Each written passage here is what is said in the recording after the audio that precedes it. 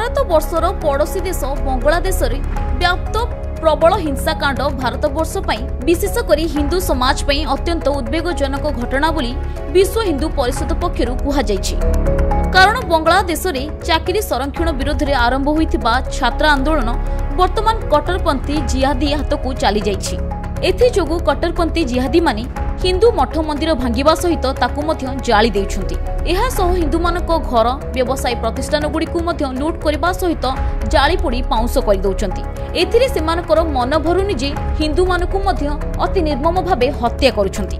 एणु विश्व हिंदू परिषद ओडिशा पश्चिम विश्व समुदाय बांग्लादेश रे हिंदू समाज को उत्पीड़न रक्षा करबा पई प्रभावी पदक्षेप ग्रहण करा जाऊ बोली दाबी करिसन्ति। एपरिक यही समय रे भारत सरकार बांग्लादेश रे अत्याचारित हिंदू मानकु रक्षा करिबा पई सब प्रकारर पदक्षेप ग्रहण करंतु बोली विश्व हिंदू परिषद ओडिशा पश्चिम पक्षरु संबलपुर ठारे एक सांबादिक सम्मेलन रे दाबी करिसन्ति। भारत वर्षर पड़ोशी देश बांग्लादेश रे वर्तमान समय रे जो परिस्थिति सृष्टि हेछि आरक्षण एवं निर्वाचित सरकार विरोध रे गोटे गण आंदोलन एवं छात्र आंदोलन आरंभ होई ताहा जिहादी मानकर हाथ को चली जाइछि एवं सेठारे विभिन्न प्रकार रो विशृंखला सृष्टि करी हिंदू माने थिवार सेठी हिंदू मानक उपरे अकथनीय अत्याचार करि चलछन्ति।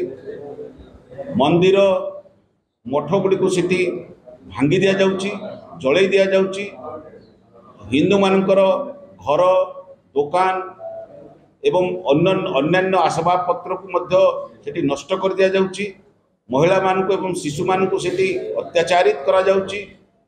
आउ हिंदू भाई मानक मध्य सेठी हत्या करा जाउछि। तो ई प्रकार बर्बरोचित कार्यक्रम सरकार परिवर्तन पाई एवं आरक्षण पाई आरंभ होई शेष रे हिंदू विरुद्ध रे ई प्रकार जो अकथनीय अत्याचार चलछि तार विश्व हिंदू परिषद घोर विरोध करुछि एवं सारा विश्व को अनुरोध करुछि जे समस्ते बांग्लादेश रे थिबा हिंदू माने किपरि सुरक्षित रहबे तार पई प्रयास करंतु एवं भारत सरकार को मध्य आमे आपण मानक मध्यम रे अनुरोध करुछु जे हिंदू भाई मानकर सुरक्षा बांग्लादेश रे किपरि हे परिबो तार उचित पदक्षेप नियंतु एवं सीमा रो सुरक्षा मध्य करंतु जेपरि एई परिस्थिति रे जिहादी माने एवं अनुप्रवेशकारी माने भारत वर्ष को जेपरि आसी पुणी एटी विभिन्न प्रकार अत्याचार न करंतु। संबलपुर नवीन दास का रिपोर्ट, खबर ओडिशा।